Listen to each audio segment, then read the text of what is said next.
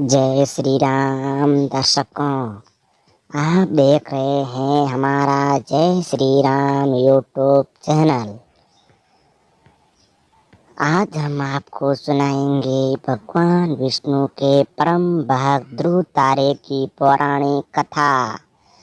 श्यामा बहु मनु की पत्नी का नाम शत्रुपा था। उन्हें प्रियव्रत, उत्तानपाद आदि 7 पुत्र और देवती, आकुति, पशुति नामक 3 कन्याएं हुई थी। शत्रुप के पुत्र उत्तानपाद की सुनीति और सुरुचि नामक 2 पत्नियां थी। राजा उत्तानपाद की सुनीति से ध्रुव तथा सुरुचि से उत्तम नामक 2 पुत्र प्राप्त हुए। उत्तानपाद की सुनीति पहली पत्नी थी, जिसका पुत्र ध्रुव था।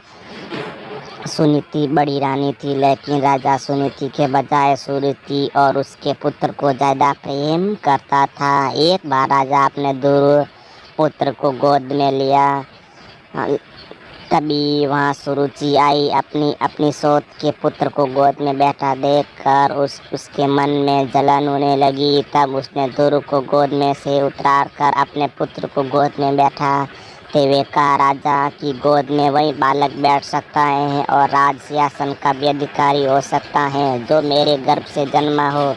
तू मेरे गर्भ से नहीं जन्मा है। यदि तेरी इच्छा राज सिंहासन प्राप्त करने की है तो भगवान नारायण का भजन कर। उनकी कृपा से जब तू मेरे गर्भ से उत्पन्न होगा तभी सिंहासन प्राप्त कर पाएगा। 5 साल का बोध बालक ध्रुव सहम कर रोते हुए अपनी माँ सुनीति के पास गया। उसने अपनी माँ से उसके साथ हुए व्यवहार के बारे में कहा। माँ ने कहा, बेटा ध्रुव तेरी सौतेली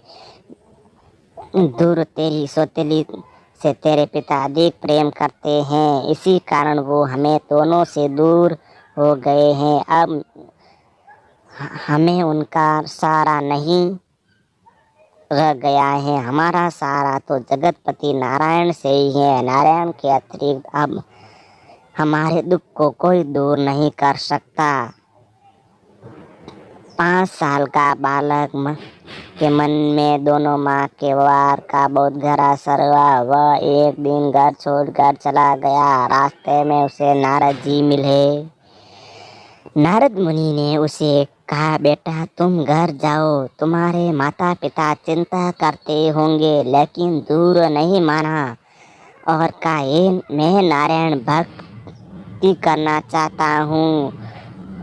तब नारद जी ने उसे ओम नमो भगवते वासुदेवाय मंत्र की दीक्षा दी। वह बालक यमुना नदी के तट पर मधुवन में इस मंत्र का जाप करने लगा। फिर नारद जी उसके पिता उत्तानपाद के पास गए तो उत्तानपाद ने कहा, मैंने एक स्त्री के वश में आकर अपने बालक को घर छोड़ जाने दिया, मुझे इसका पछतावा है। फिर नारद जी ने कहा कि अब उस बालक की चिंता न करे, उसका रखवाला तो भगवान प्रभु श्री नारायण ही हैं। भविष्य में इसकी कीर्ति चारों ओर फैलेगी। उधर बालक की कठोर तपस्या से अत्यंत अल्प काल में भगवान नारायण प्रसन्न हुए और उन्होंने दर्शन देकर कहा, ये बालक, मैं तेरे अंतर मन की व्यथा और इच्छा को जानता हूँ।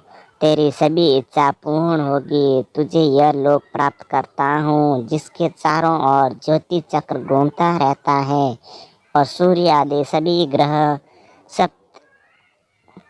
सप्तऋषि, नक्षत्र जिसके चक्कर लगाते रहते हैं। प्रयाग काल में इस लोक का नाश